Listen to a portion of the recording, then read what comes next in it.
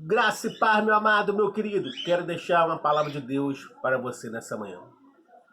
Se você ainda não é inscrito no canal, Palavra que Transforma GR Oficial, se inscreva no nosso canal, compartilhe nossos vídeos, dê o seu like, compartilhe nossos vídeos nos seus grupos de WhatsApp, no seu grupo de família, e que outras pessoas possam também ter a oportunidade de estar conhecendo esse canal, Palavra que Transforma GR Oficial. Estamos aqui todos os dias com vídeo, e também estamos aqui nas terça e quinta-feira às 8 horas, trazendo uma live. Uma live, né? Eu e o irmão Alessandro, que também faz parte desse canal, que também está colocando uns vídeos aqui pela manhã. Então já quero que você ainda, nesse momento, que você possa estar abrindo sua Bíblia, né? A gente vamos estar lendo aqui uma palavra de Deus que se encontra em Lucas, capítulo 7, versículo 11 ao versículo 17, que vai falar de duas multidões. E eu quero ver nessa manhã que você possa se identificar em qual multidão você está. A multidão do Senhor ou a multidão que está carregando um defunto? Qual multidão que você está? Então que nessa manhã você possa meditar, possa ver e se identificar com qual multidão você se encontra nesse dia, né? Então vamos estar lendo aqui, né, a passagem de Deus que se diz assim: E aconteceu que no dia seguinte ele foi à cidade chamada Naim, e com ele ia muito dos seus discípulos, e uma grande multidão. Olha só, e os seus discípulos com ele, e uma grande multidão ia também acompanhando Jesus. No capítulo 12. E quando chegou perto da porta da cidade, eis que levava um defunto, filho único de sua mãe, que era viúva, e com ela ia uma grande multidão da cidade. Olha só, uma mãe viúva e o único filho que tinha estava morto, e com ela ia uma grande multidão também com ela. Capítulo 13. E vendo o Senhor, moveu-se de íntima compaixão por ela, e disse: Não chore. E chegando-se, tocou no estífe, e os que o levavam pararam, e disse: Jovem, a ti te digo, levanta-te. E o que for o defunto assentou-se e começou a falar, e entregou a sua mãe, e de todos se apoderou o temor, e glorificaram a Deus, dizendo: Um grande profeta se levantou entre nós. Deus visitou o seu povo, e correu dele essa fama por toda a Judéia e por toda a terra circunvizinha. Então, meu amado, a gente vê aqui que nessa passagem a Bíblia ela vem falando de uma grande multidão. Uma multidão que vinha com Jesus, que vinham os seus discípulos e um monte de gente atrás de Jesus, porque queriam cura, queriam milagre, queriam ver algo. Outros estavam ali porque Jesus fazia milagre, outros estavam ali porque queriam comer, outros estavam ali para tentar condenar Jesus. Então, nessa multidão que vinha Jesus, tinha um monte de gente, com um monte de intenção. Tinha os discípulos, tinha uns que queria receber milagre, tinha uns que queria andar com Jesus porque sabia que Jesus fazia milagre, dava comida, e tinha uns que queriam andar com Jesus para condenar Jesus, para ver o que Jesus ia fazer para querer condenar. Então, nessa multidão de Jesus, você se encontra como? De que jeito? Não é porque você está nessa multidão com Jesus que você também é de Jesus. Então a gente vê dois tipos de multidão. E no outro lado, quando Jesus ia caminhando, vinha uma outra multidão, que eles vinham carregando um caixão, ele não dá o nome de caixão, né, mas era um caixão, que você já viu aqueles enterros lá no lugar, lá no Iraque, ali, quando eles botam a pessoa enrolada, botam naquele negócio e vem trazendo assim, então, assim que aquele camarada que estava morto, ele vinha. E um monte de gente vinha atrás. Até hoje, lá no Iraque, no Oriente Médio, eles enterram assim. Eles enterram assim. E é mais também para pessoas que são mais que são famosas, pessoas que eles gostam lá, que eles carregam assim, né? Líder dele lá, que eles carregam assim. Então, quando Jesus dá de encontro com essa multidão, Jesus sente compaixão, Jesus sente piedade, Jesus sente amor, Jesus sente tristeza pelaquela multidão que vinha ali. E quando Jesus se encontra com aquela multidão, Jesus se encontra com aquela viúva que nessa época já vivia uma vida difícil por ser viúva e por ter o seu único filho ainda por cima morto. Imagina, irmão, como essa mulher passava ali e essa mulher penava nesse local. Você tentou imaginar? Imagine hoje, uma mulher hoje aí, ó, viúva aí, ó, entendeu? No nosso tempo de hoje já é complicado. Imagine agora uma mulher nessa época, viúva, com seu único filho morto, e ela não sabia nem o que ela ia fazer. E a gente vê aqui, né, que com o encontro das duas multidões, o Senhor Jesus estava a caminho da cidade de Naim, junto com muitas pessoas que se alegravam com os seus sinais. E por outro lado, vinha uma viúva acompanhando de um grande grupo a caminho da sepultura.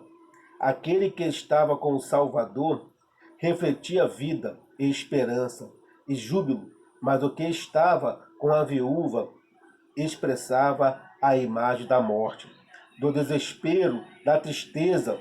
Podemos dizer com isso que o encontro da viúva e da morte se deu à porta da cidade. Essas duas multidões podem representar dois tipos de pessoa: quem caminha com o Salvador e se beneficia com a sua presença. E meu amado, vou dar um tempinho aqui porque tem passando aqui um carro do peixe e não vai dar nem pra gente poder falar. Já foi embora, graças a Deus. Então a gente vê que tinha duas multidões. Uma multidão que vinha com Jesus, que vinha vendo os milagres, que vinha vendo as coisas que Jesus fazia, e a outra multidão vinha trazendo tristeza, vinha trazendo um corpo, vinha trazendo um defunto, uma pessoa que estava morta, uma pessoa que não tinha mais esperança, uma pessoa que não tinha, aquela multidão não tinha mais esperança daquela pessoa estar viva, e aquela viúva ali naquele meio. Mas quando essas duas multidões se encontram, e Jesus fala: não chora. Essa ordem do Senhor, aquela mãe enlutada, parecia impossível de ser cumprida. Irmão, tem vezes que a gente vê assim, né, que tem coisa que a Bíblia fala que se a gente for não tiver fé, não acreditar, parece até o que Jesus está debochando, né? A palavra não é essa, mas olha só, uma mulher viúva que perdeu seu filho e Jesus fala para ela: não chora. Imagina quando você vai visitar uma pessoa que está com seu filho morto e você vê aquela pessoa ali, o que você vai falar para ela? E Jesus vem falando ao contrário, ele fala para ela assim: não chora, porque o povo não conhecia Jesus ainda, não sabia. E Jesus fala para ela: não chora. Mas se ela dizia, isso era porque iria ajudá-la. O Salvador tem disposição em socorrer o que estão vivendo em tristeza. O sofrimento, por isso, deseja arrancar a raiz de aflição, que atormenta o ser humano. Só permanece chorando quem não tem a esperança de que será socorrido por Deus. Meu irmão, é verdade. É verdade. Só permanece chorando quem não tem a esperança. É por isso que a palavra de Deus diz que o choro pode durar uma noite, mas a alegria vem pela manhã. Mas você tem que ter esperança, você tem que crer e acreditar e confiar quem está falando contigo para não chorar. Você tem que ter essa confiança de quem está falando contigo, não chore. Porque quem está falando contigo, não chore, ele tem poder para mudar a sua situação, para mudar o problema que você está passando, porque ele é Jesus, o grande salvador da nossa alma e nossa vida. Ele tem autoridade de mudar a sua situação essa manhã. Eu não sei o que você está passando, o que você há de passar, eu não sei o grau da sua enfermidade, mas confia em Deus que Ele há de mudar a tua história. Porque se Ele falou para você, não chore, crê somente, acredite que Deus pode mudar a tua situação nessa manhã, a tua situação nessa noite, a tua situação nesse dia. Eu não sei a hora que você vai ver esse vídeo ou a hora que você vai ver, mas creia e confia que Deus pode mudar a sua história. Como Deus mudou a história dessa viúva. Como Deus mudou a história dessa viúva que estava caminhando sem ter mais esperança de nada. Sem ter mais esperança nenhuma. Uma multidão que vinha alegre, que vinha se alegrando com os milagres, que vinha se alegrando com as comidas que Jesus estava fazendo, dos milagres que Jesus estava dando, e uma multidão que vinha para um sepultamento para enterrar um filho de uma pessoa que não tinha mais esperança. Que não tinha mais esperança.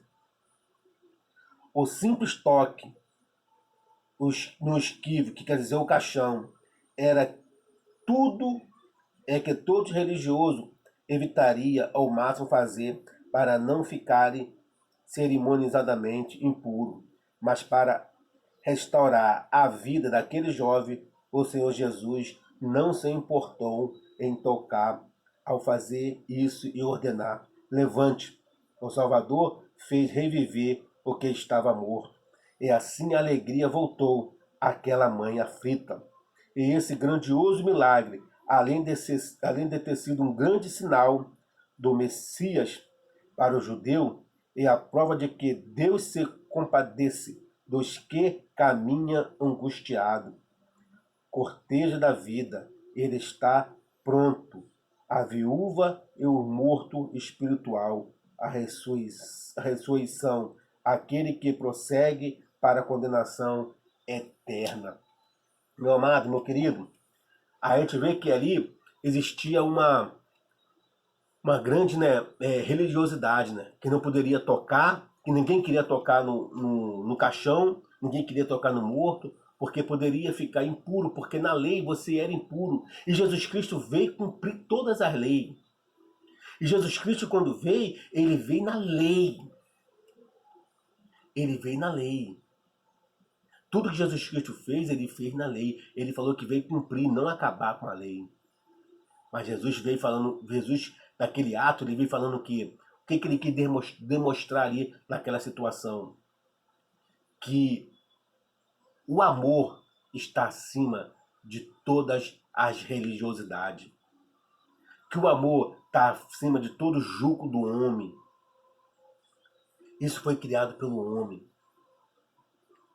Então Jesus Cristo vem ali, toca naquele caixão, fala para aquele jovem levanta, dá aquele jovem a sua mãe, e aquela multidão fica todo mundo ali abismado, apavorado. E eles começam a entender, começam a glorificar a Deus e falar: Deus tem nos honrado com um profeta. Então o povo ali ficou todo mundo admirado e começou a glorificar o nome do Senhor. Porque aquela multidão que estava passando por necessidade, passando por um momento ruim, trazendo um defunto para ser enterrado, encontra uma multidão que vem alegre, sorrindo com o Salvador, que há esperança de vida. Meu filho, há esperança em vida em você. Há esperança de vida em você. Jesus quer te ressuscitar. Eu não sei qual é a sua morte espiritual. Eu não sei o que aconteceu contigo. Eu não sei o que você está passando na sua mente. Mas confia e crê no Senhor Jesus. Crê no Senhor Jesus. Porque Ele pode mudar a situação da sua história. Você pode ter recebido um diagnóstico do médico que a sua enfermidade não só um milagre. Então confia nesse milagre, porque o médico ele pode fazer aquilo que está na mão dele, mas Jesus pode fazer além disso. Então, meu amado, meu querido, que você nessa manhã, nesse dia, nessa hora, você possa confiar, acreditar que Jesus Cristo é o Senhor da sua vida. Que Deus te abençoe, te dê um dia de paz, um dia de alegria. E que tudo estava para acontecer na tua vida. Se você crer de ruim, se você crer, Deus pode transformar em bênção. muitos pensamentos ruins. Deus pode transformar em bênção na sua vida nessa manhã. Viva hoje como Jesus Cristo voltasse ainda hoje. Que Deus te abençoe.